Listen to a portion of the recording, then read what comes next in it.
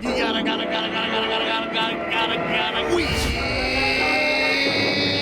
Wigout. We've got John Rowland in court today. I heard his attorney, ready for this? I heard his attorney say, you know, this case wouldn't exist if it wasn't for John Rowland. Well, no shit, he's a crook. I mean, he's a crook. He came from prison, then he did some more shady deals, he's going back. How do you end up billions in the hole? It's just, I mean, I've done it when I spent many days at the Mohegan Sun, but as a state, come on. There's more money than God in this state. Don't tell me we can't balance our budget.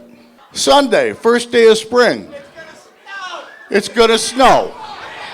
Of course it is. Of course it is. But we don't know how much, because they don't know. But News Channel 8, they've got our back, and I gotta think they're gonna push us over. This morning, for the snow that's coming on Sunday, they had their mobile weather unit out.